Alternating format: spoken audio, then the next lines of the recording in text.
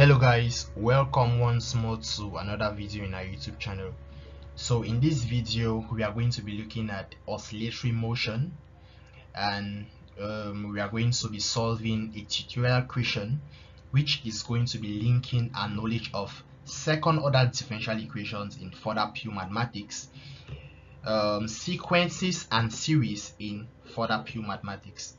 So basically, if you are lagging in those topics, then you're going to have a difficulty with this video. But nevertheless, I'll try my best to explain it in such a way that is going to call back your attention to those individual topics. So let's get started.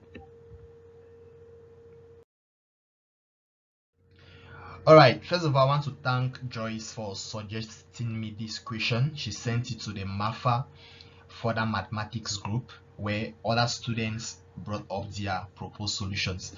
Anyways, the question reads: a particle P of unit mass is moving in a horizontal straight line so that a displacement x from a fixed point O on a line at time t satisfies the differential equation d squared x by dt squared plus 6dx by dt plus 12x equal to 0.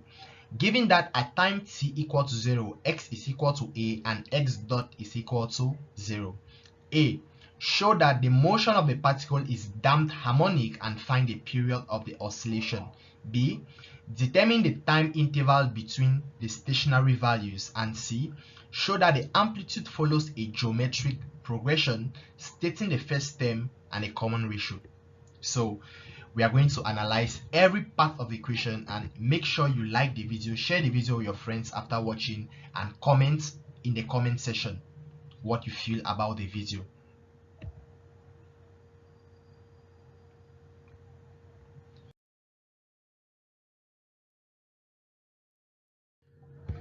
Okay, so we are going to begin with the first part of the equation, which is asking us to show that the motion of the particle is damped harmonic, and we also find the period of oscillation.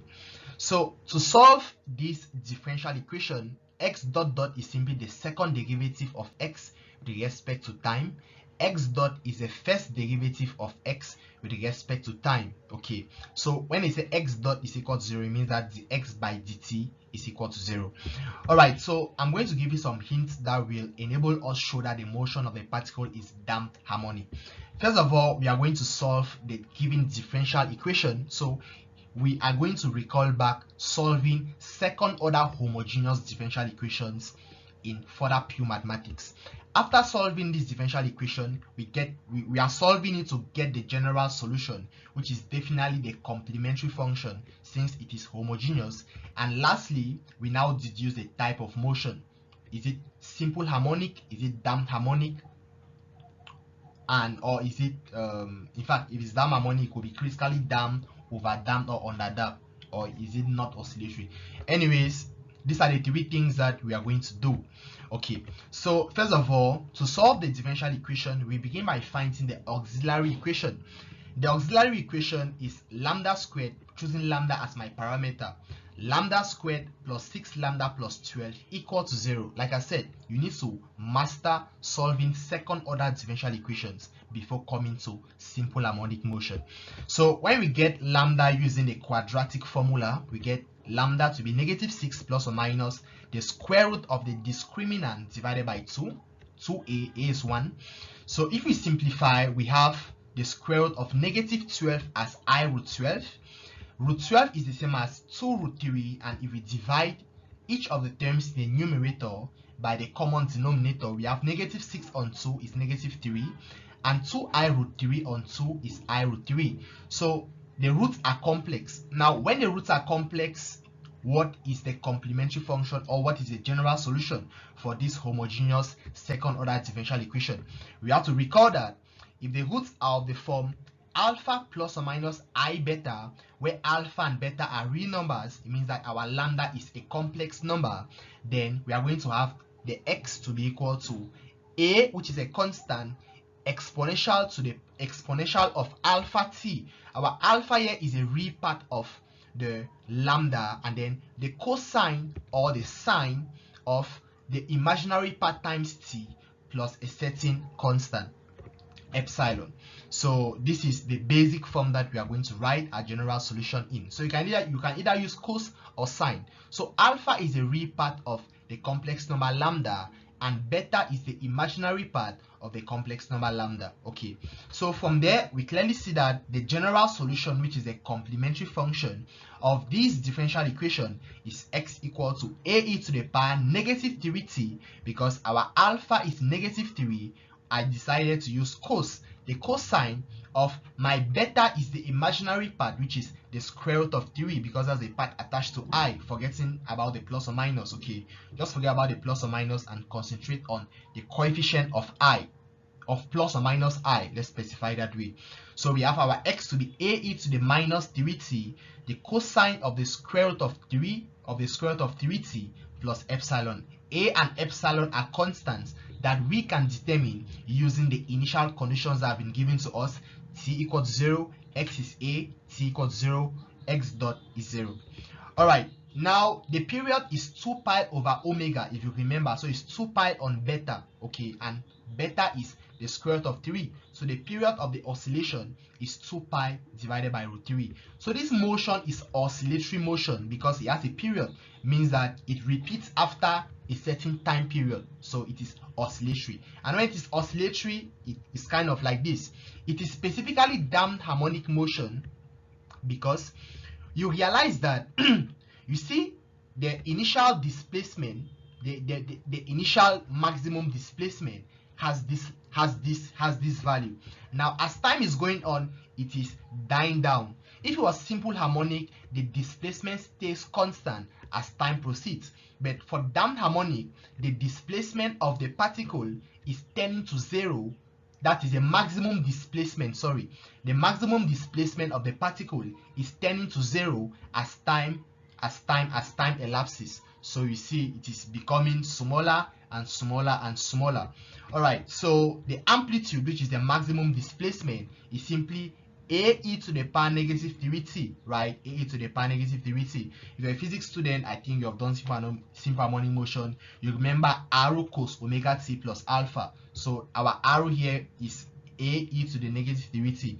And like I said, it is simple harmonic motion because as time tends to infinity, the amplitude, which is the maximum displacement, tends to 0.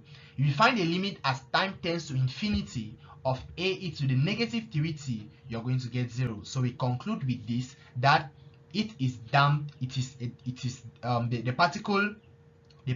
motion of the particle is damped harmonic. The period is 2 pi on the square root of 3. Okay, it is oscillatory because that period exists. It can be written in terms of sine and cos. Okay, and e to the negative 3t is what we call the damping factor. That's the damping factor. All right, let's go to the next question.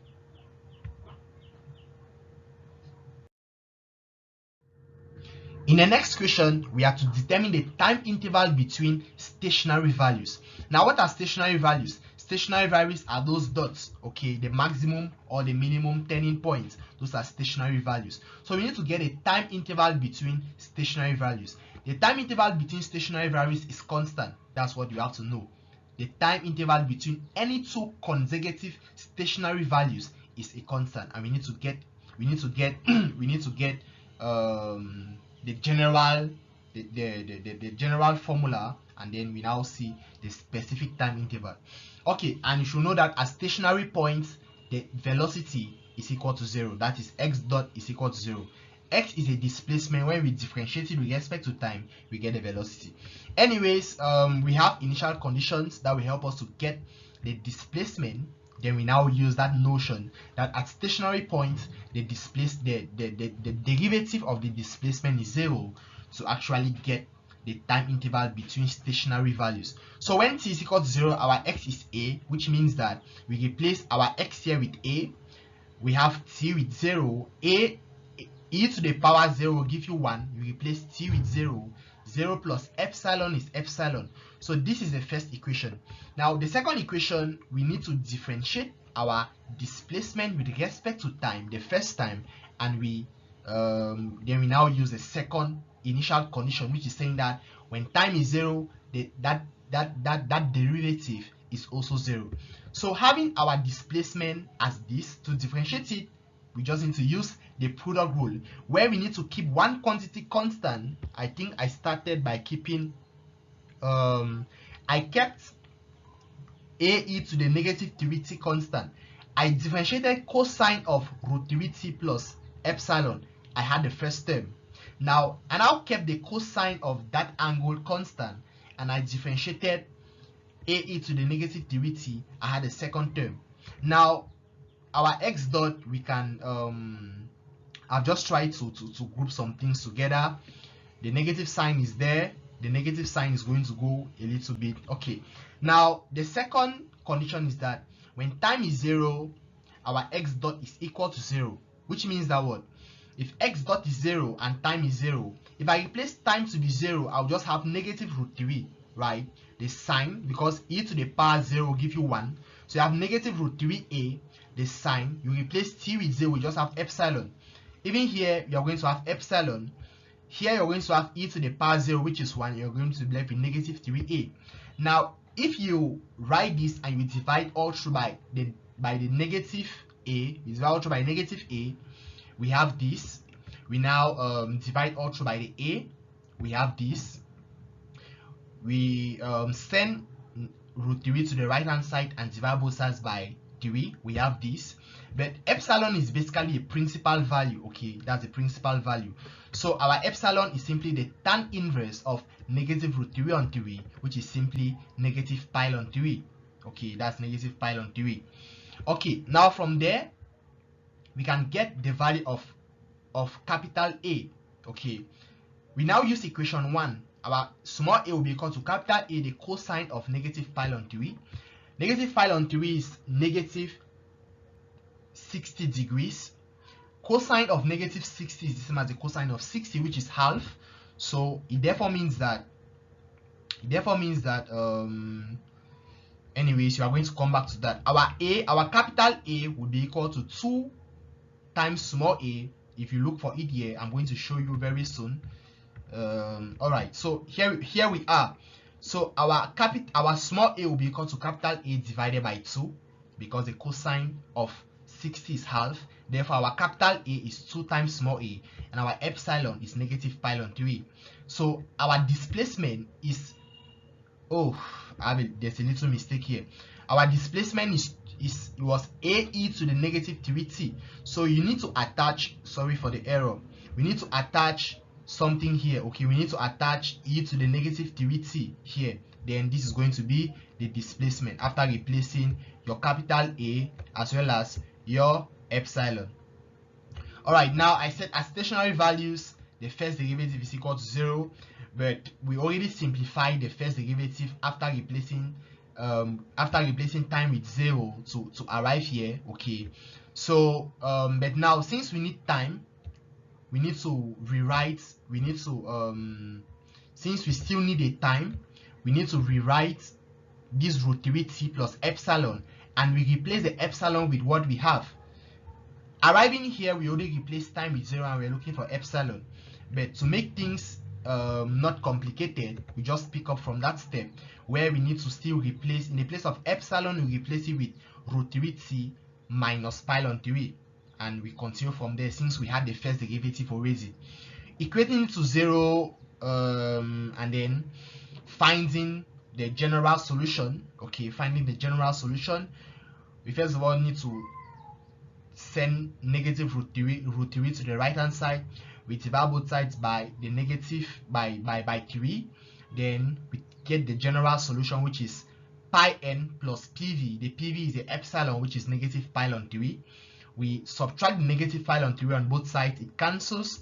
We get root 3t to be pi n, we get t. Since it is in terms of n, I'm going to say t of n is equal to pi n divided by the square root of 3. So this is the general time between stationary values, but we need a specific time between consecutive stationary values.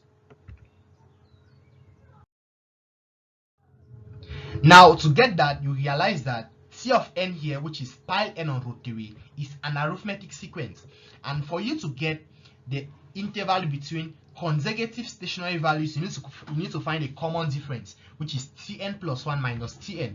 So the time interval between consecutive stationary values is Tn plus 1 minus Tn. We'll call it capital T. If you do Tn plus 1 minus Tn, you're going to have pi divided by root 3 seconds.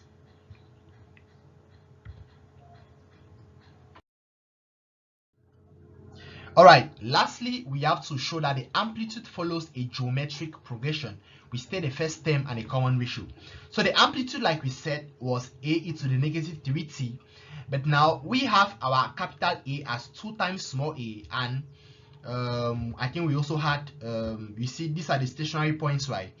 Our T of n was pi n divided by root 3, but between consecutive stationary values is pi over root 3, which means that between these two stationary values, okay, it is pi on root 3, and between the next two stationary values is pi on root 3, and so on and so forth. So we are going to generalize our amplitude, okay, because we don't have just one amplitude, we have many amplitudes, okay, many maximum displacement, since it depends on time. And you clearly see that to generalize it, we need to take the time interval between stationary values. So r of n is 2ae to the negative 3 t of n, but we know t of n as pi n divided by root 3. Now we need to find r of n plus 1, because we need to show that it's a geometric progression. So we need to show that the ratio between Rn plus 1, the ratio between Rn plus 1 and Rn is a constant. That constant is a common ratio. So to find Rn plus 1, we replace n with n plus 1. We now use indices to simplify, and we realize that Rn plus 1 is the same as Rn times a certain constant. So if we divide both sides by Rn, we have Rn plus 1 and Rn to be equal to that constant, which is the common ratio. So in conclusion, the amplitude follows a geometric progression whose first term is basically gotten by replacing the first term of the amplitude is this guy here, okay, where the laser is. So we need to replace n with 1 to find t1. Replacing it here, we just have the time between stationary values, which is pi on root 3. Okay, so we just need to replace our tn here with t1 to get r1, and then the common ratio is e to the power negative pi, e to the power 3 pi over root 3. So that's it for the proof.